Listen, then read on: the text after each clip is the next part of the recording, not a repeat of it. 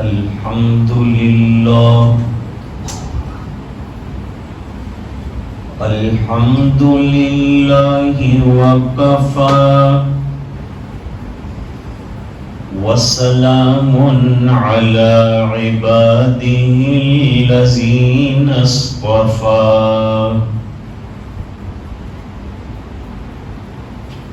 خصوصا على أفضلهم وخاتم النبيين محمد الأمين وعلى آله وصحبه أجمعين.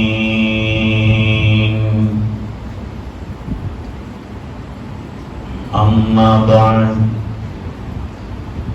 أعوذ بالله من الشيطان الرجيم. بسم الله الرحمن الرحيم.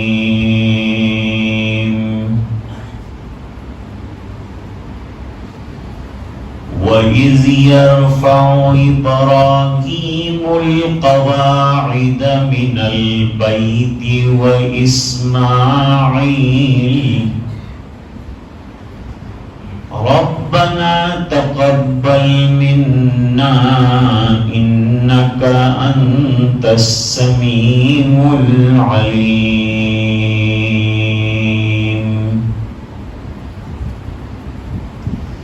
صدق اللہ العظیم.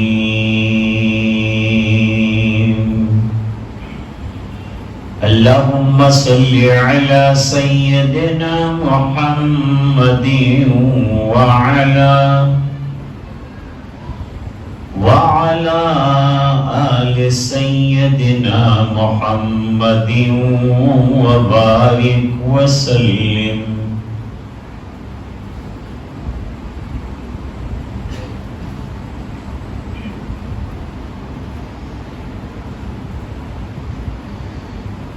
آج نماز مغرب میں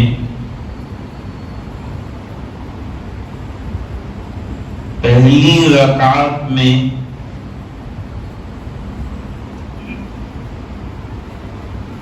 حضرت مفتی صاحب نے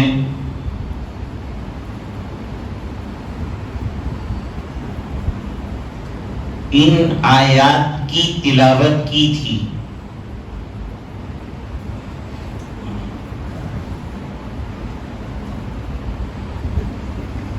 اس وقت سے ذہن میں آیا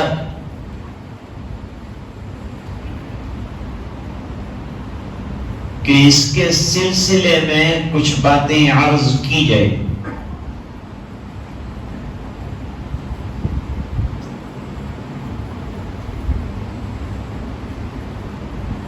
پھر حضرت قاری صاحب دامت برکاتہم العالیہ نے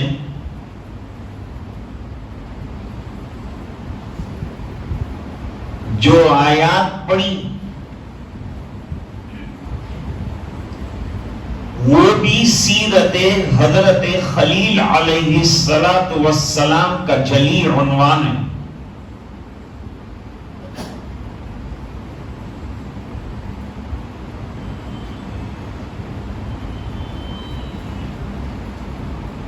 پھر بیچ میں حضرت مولانا نے اناؤنسمنٹ میں بھی ضروری تنبیہات فرما دی.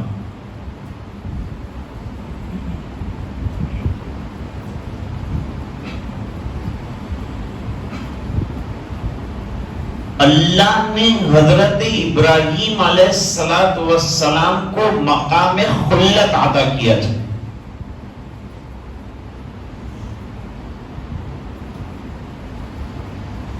ابراہیم علیہ السلام خلیل اللہ ہیں، حضرت اسماعیل ذبیح اللہ اور ہمارے نبی حبیب اللہ.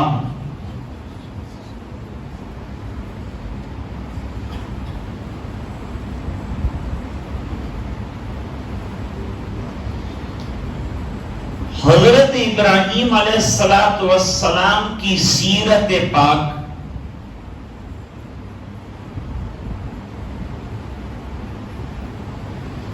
قرآن کریم کی 65 آیتوں میں پھیلی ہوئی ہے.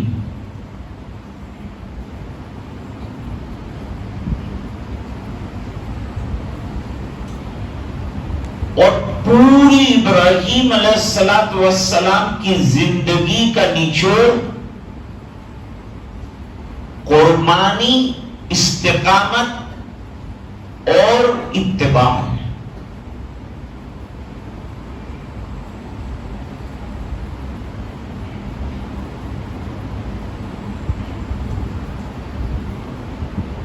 حضرت ابراہیم علیہ السلام کو حکم ہوا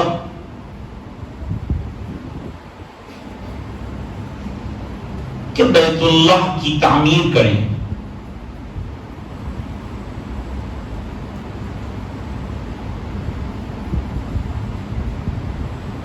تو حضرت اسماعیل علیہ السلام کے ساتھ مل کر تعمیر کعبہ شروع کی.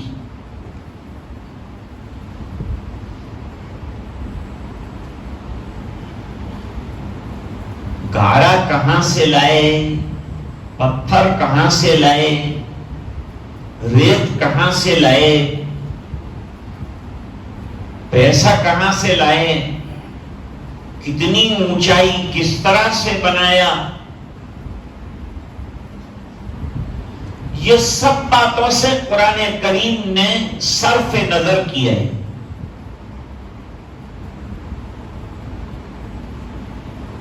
جو ضروری بات ہوتی ہے وہ قرآن کریم ذکر کرتا ہے.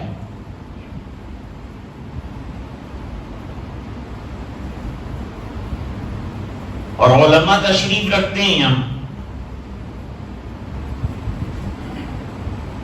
شروع فرمایا وَإِذْ يَرْفَعُ إِبْرَاهِيمُ الْقَوَاعِدَ مِنَ الْبَيْتِ وَإِسْمَاعِيلُ. وَإِذْ کہاں لایا جاتا ہے؟ جہاں واقعہ یادگار ہوتا ہے، بات ضروری ہوتی ہے اور ہمیشہ مد نظر رکھنے والی ہوتی، وہاں اذ لاتے ہیں.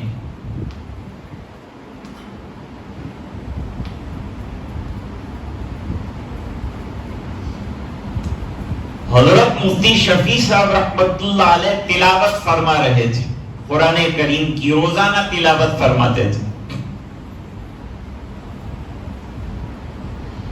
ابھی بہت مبارک ایام شروع ہو گئے ہیں، اس لیے روزانہ قرآن کریم کے کچھ حصے کی تلاوت ضرور کریں. نہایت مبارک دن. اس میں اعمال صالحہ کا ویلیو بہت بڑھ جاتا ہے.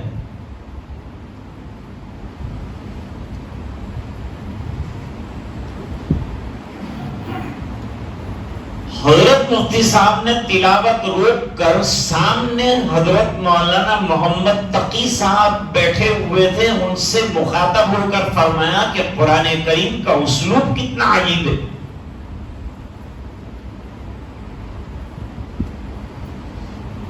بڑے جو تلاوت کرتے ہیں وہ تدبر کے ساتھ ساتھ غور و فکر بھی جاری رہتا ہے.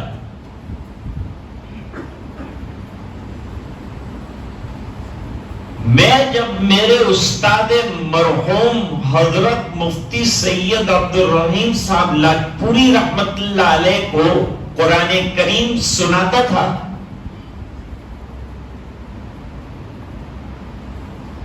تو سنتے سنتے درمیان میں حضرت جو ہے کسی آیت پر تقریر شروع کر دیتے تھے کہ یہاں اللہ تعالیٰ نے یہ فرمایا ہے.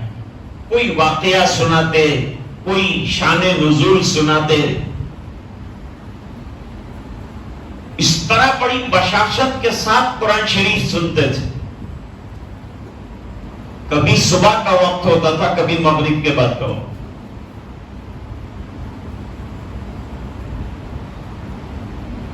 اور بار بار جو ہے تنبیہ بھی فرماتے رہتے تھے، صرف قرآن نہیں سنتے تھے، بہت سی نصیحتیں بھی ساتھ ساتھ فرماتے تھے۔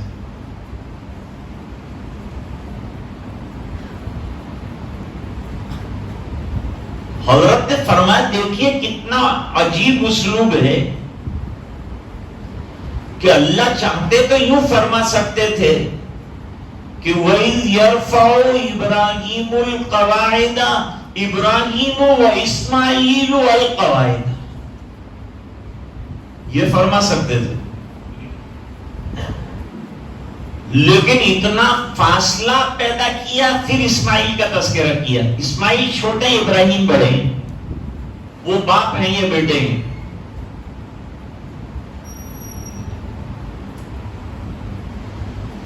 چھوٹوں کے لیے مناسب ہے کہ اپنے کاموں کو بڑوں کی طرف منسوب کریں، اپنے کمالات بیان کرنے کے بجائے بڑوں کی طرف کمالات کو منسوب کریں۔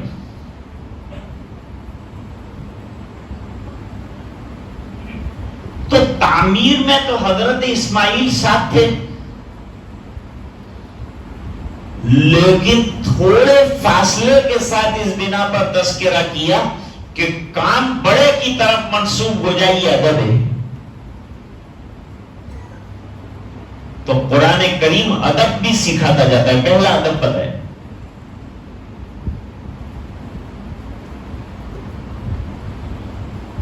دوسرے نمبر کی بات،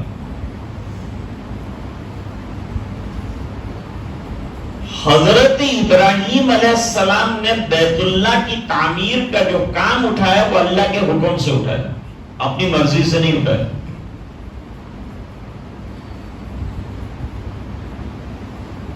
اور حضرت جبریل علیہ السلام نقشہ لائے،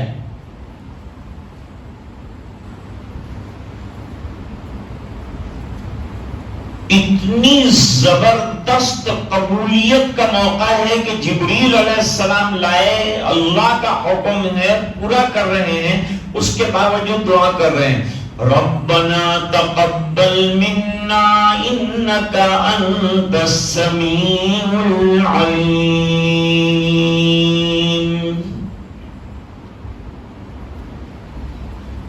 اللہ یہ جو کام ہم کر رہے ہیں اس کو اپنے فضل سے قبول کر لیجئے۔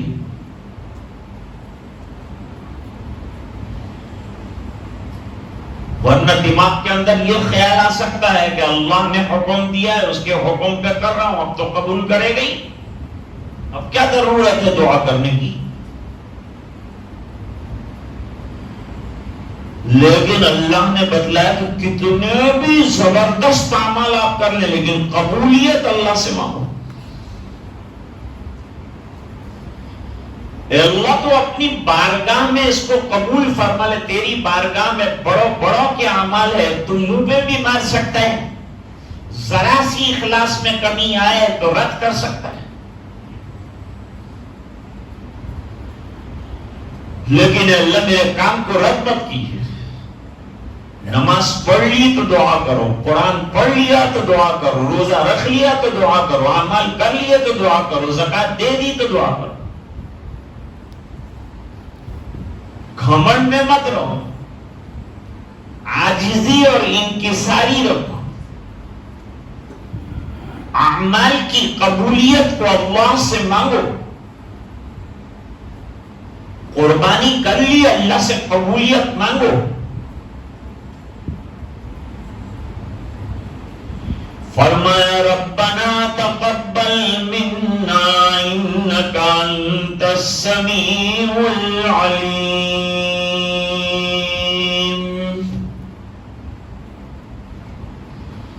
اے اللہ تو بڑا سننے والا، بڑا علم والا ہے، ہمارے اعمال میں کیا حیثیت ہے، کیا دم ہے تو جانتا ہے۔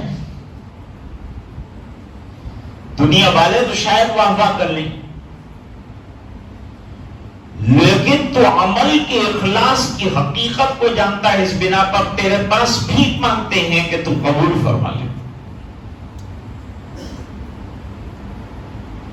یہ بڑی زبردست دعا فرمائی۔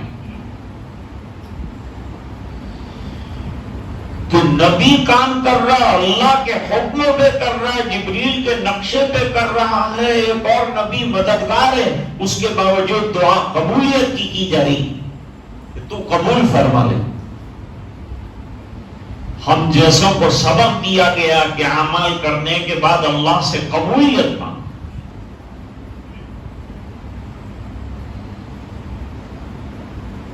اب آگے فرماتے ہیں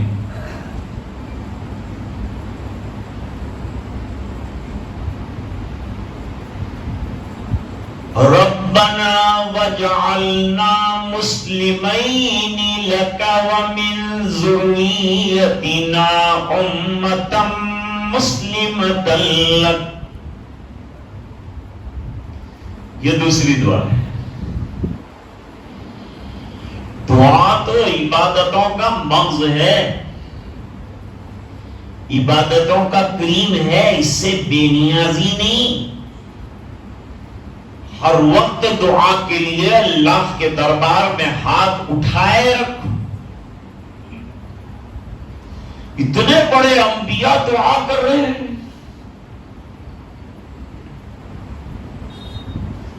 اے الہ العالمین ہم دونوں کو مسلم بنا دیجئے۔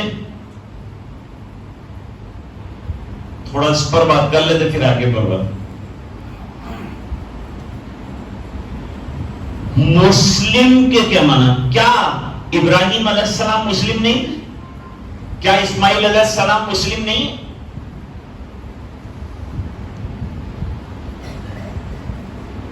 اسلام کے معنی کمال درجے کی اتباع، گھڑی گھڑی اور لمحہ لمحہ اللہ کے حوالے کر دینے کا نام اسلام ہے۔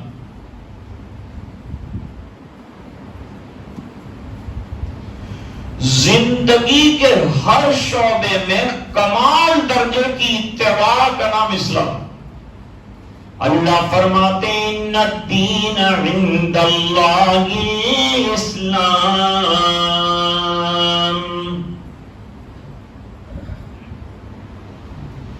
اور ایسے ہی اسلام کے لیے اللہ تعالیٰ فرماتے ہیں وَمَن يَبْتَغِ غَيْرَ الْإِسْلَامِ دِينًا فَلَن يُقْبَلَ مِنْهُ۔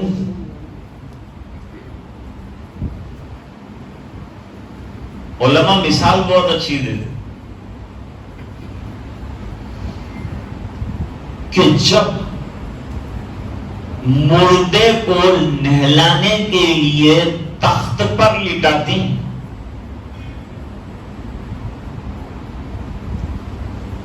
تو غسال یعنی غسل دینے والا کبھی رائٹ سائڈ پر پلٹتا ہے کبھی لیفٹ پر الٹتا ہے، لیکن مردہ آرگیومنٹ نہیں کرتا۔ کیوں ادھر لٹایا، کیوں ادھر پلٹایا؟ فرمایا ایمان والے کو بھی اللہ کے احکام کے سامنے مردے کی طرح ہو جانا چاہیے۔ اس کا نام اسلام ہے۔ کبھی ہم لوگ یہ سمجھتے ہیں کہ ہم نے 5 وقتہ نماز پڑھی ہے تو ضروری ہے، روزہ رکھا ضروری تھا، زکات دی ضروری تھی، دین کو اسی میں سمٹا کے رکھ دیا۔ دین اصل میں نام ہے زندگی کے جتنے شعبے ہیں ان تمام شعبوں کے اندر اسلام کی حکمرانی، اخلاقیات، معاملات، معاشرت، معیشت، عبادات، طاعات، ان میں سے لوگوں نے معاملات کے سلسلے کو بالکل دین سے خارج کر دیا۔ معاملات کو دین سمجھتے ہی نہیں۔ کسی کا قرضہ لیا ہے چکانے کی فکر ہی نہیں کرتے، کسی سے پیسہ لیا ہے دینے کی فکر نہیں کرتے، کوئی کسی کی زمین دبا کر بیٹھا ہے، کوئی کسی کے مکان کی جگہ دبا کر بیٹھا ہے، یہ تمام دین ہے، اس کو ایک ایک پائی کا حساب دو.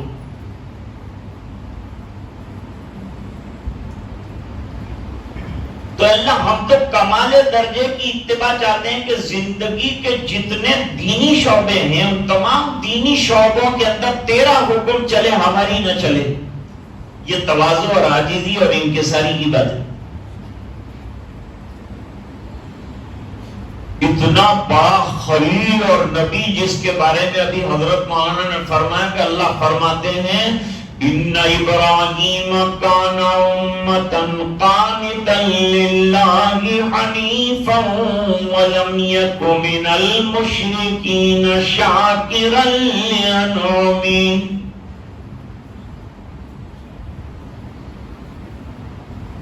حضرت ابراہیم علیہ السلام کی فرما برداری کی مثال ایسی ہے جیسے پوری امت کی فرما برداری. امت کے ویسے 5 معنی جمع ذکر کیے ہیں، ان میں سے امت کا ایک معنی جماعت کے بھی ہیں، ایک معنی فرد کے بھی ہیں، اور ایک معنی ایک بڑے گروہ کے بھی ہیں. اتباع میں ابراہیم علیہ السلام کی مثال ایسی ہے جیسے کہ کوئی پوری امت قربانیاں بے مثال رہی، صبر بے مثال نہ.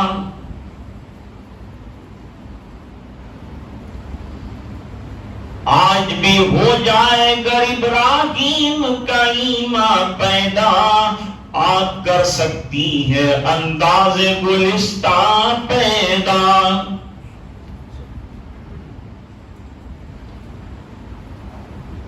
تو حضرت ابراہیم علیہ السلام اتنے اونچے درجے کے آدمی ہیں، لیکن اتنے اونچے درجے کی تواضع سے آدمی بڑا ہوتا ہے. من تواضع للہ رفعہ اللہ.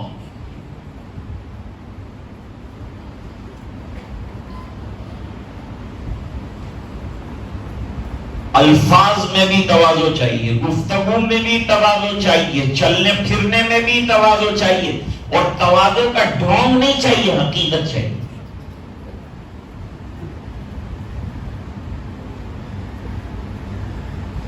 دو گلاس پانی کسی کو پلا دیا تو متواضع نہیں کہنا، اور ایک پان کھلا دیا تو اس کا مطلب متواضع ہے، اخلاق والا ایسا نہیں.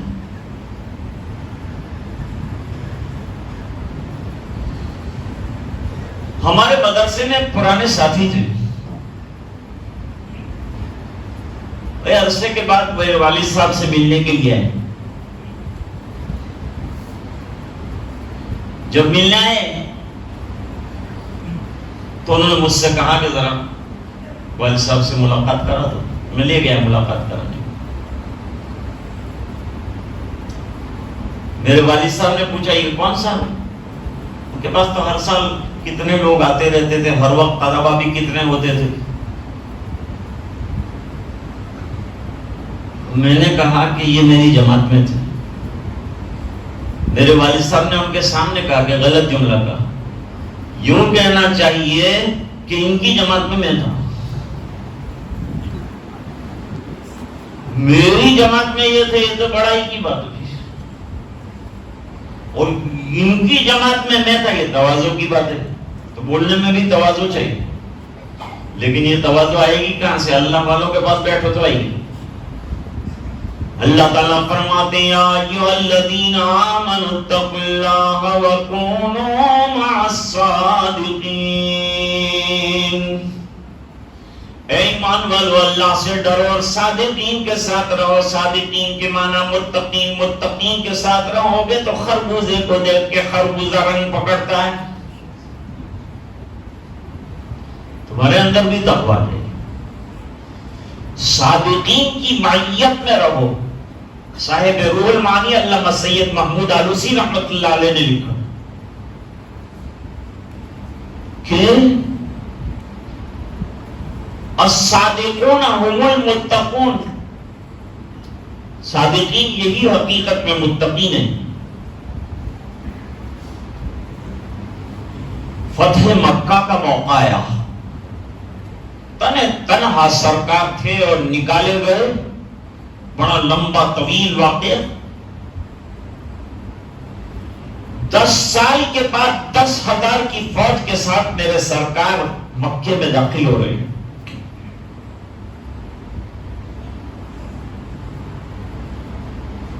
جب داخل ہو رہے ہیں تو کیا عالم ہے، یہ علماء نے نقل کیا، اصحاب سیر نے صحابہ سے نقل کیا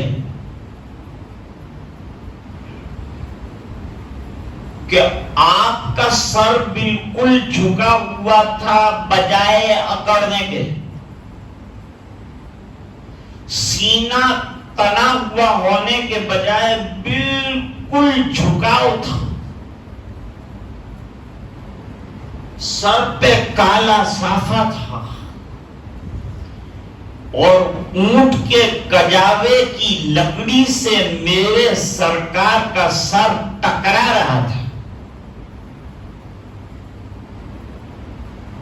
اتنی بڑی فتح مبین زبان پر ہے، اِنَّا فَتَحْنَا لَكَ فَتْحًا مُبِينًا. ہم لوگ ایک جگہ افتتاح کے لیے گئے تھے، وہاں بدعتی کو بھی بلائے تھے، چابی اس کے ہاتھ میں تھی کہ تم افتتاح کرو، دروازہ کھولو، تالا کھولو. تو اس نے چابی اندر ڈالی اور کہا اِنَّا فَتَحْنَا لَكَ فَتْحًا مُبِينًا.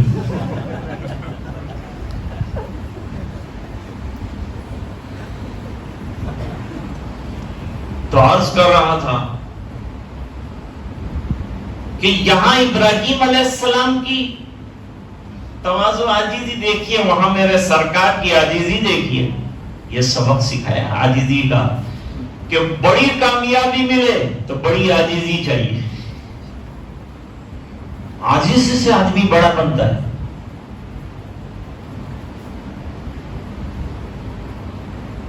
پستی سے سر بلند ہو اور سرکشی سے پست. پستی سے سر بلند ہو اور سرکشی سے پست.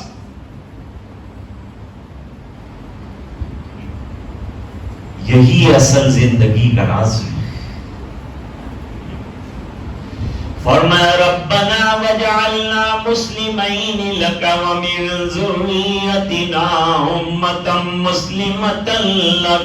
اپنی ذریت کی بھی فکر فرما رہے ہیں کہ میری ذریت کو بھی اللہ پر مسلمان بنائیے. جو نہ مانے ان کو جانے دو، جو ماننے والے ہیں ان کو کمال درجے کی اتباع عطا کرنا.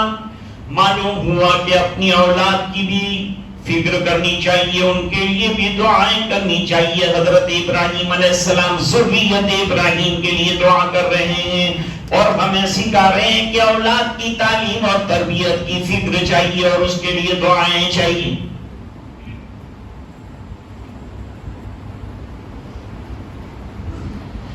وَأَرِنَا مَنَاسِكَنَا وَتُبْ عَلَيْنَا إِنَّكَ أَنْتَ التَّوَّابُ الرَّحِيمُ. اس سے آگے نہیں پڑھوں گا.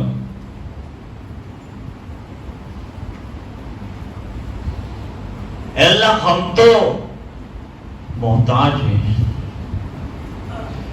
تو سکھائے گا اور ہم سیکھیں گے. دنیا میں نبیوں کا کوئی استاد نہیں ہوتا، اللہ ان کے استاد.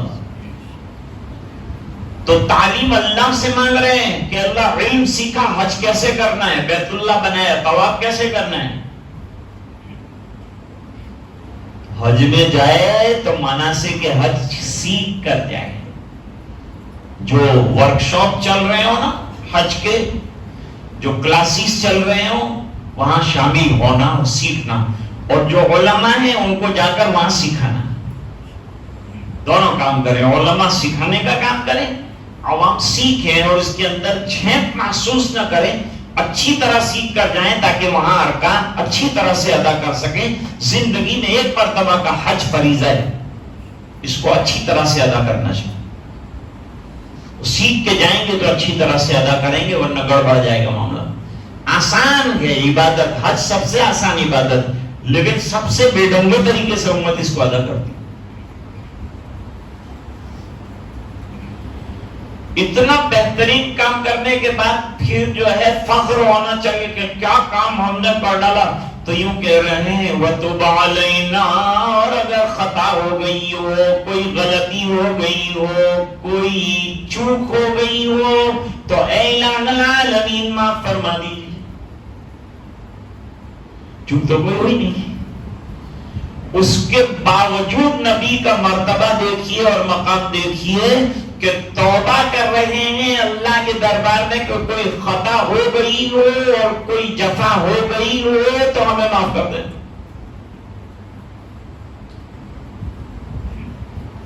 ہمارے مدرسے میں انجمنیں چلتی،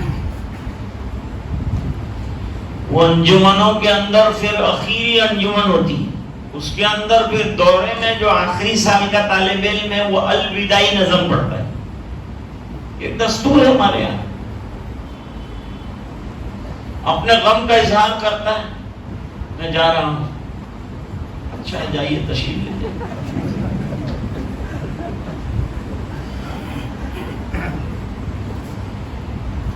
اب وہ کیا کہتا ہے؟ اگر ہم سے کوئی جفا ہو گئی ہو، اگر ہم سے کوئی خطا ہو گئی ہو، تو ناراض ہو کر ہمیں بھول جانے کی کوشش نہ کرنا۔ دین کیا ہماری تو نے کہ تیرے کو یاد کر، پورا سال پریشان کیا، اب کہتا ہے بھولنا میں رہے تو جلدی بھولنے کی کوشش کر رہا ہوں۔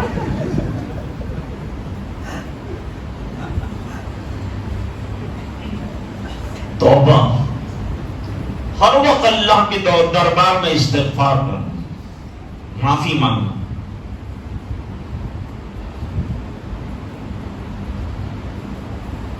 صحابہ کرام پوری رات عبادت کرتے تھے، 12 بجے کے بعد سے اٹھ جاتے تھے، عبادت کرتے تھے،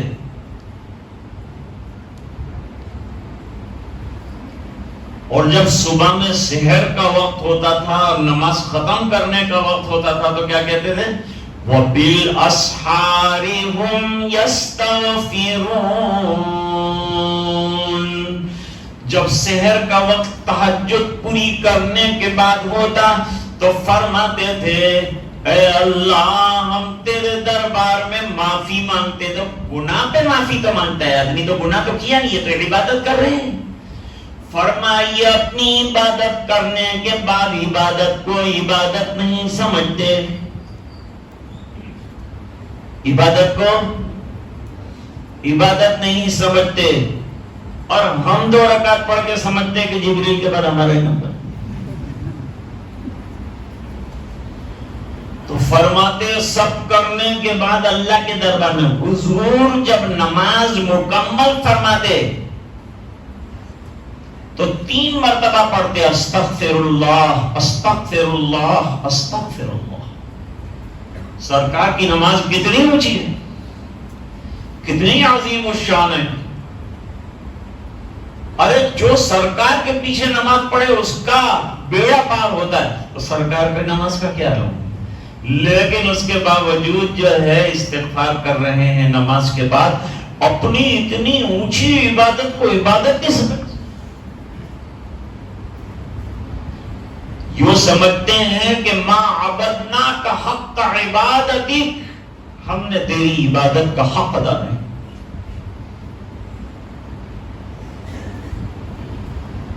ابراہیم علیہ السلام کی سیرت کے بڑے پہلو ہیں،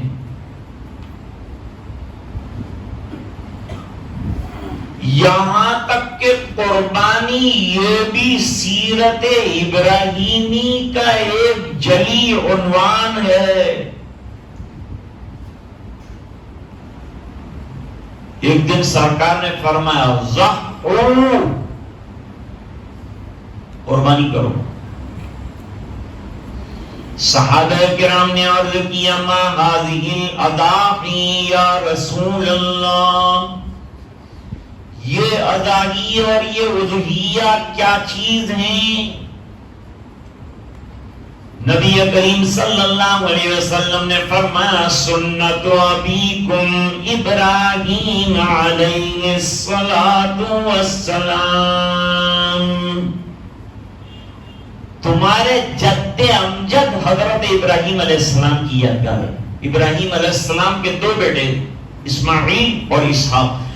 بنو اسحاق میں 4000 نبی آئے ہیں اور بنو اسماعیل میں تاجدار مدینہ جناب رسول اللہ صلی اللہ علیہ وسلم تشریف لائے.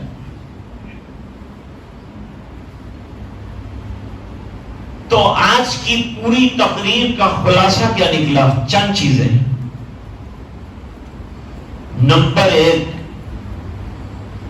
اپنے عمل پر فخر و غرور نہیں ہونا چاہیے، پہلا سبب.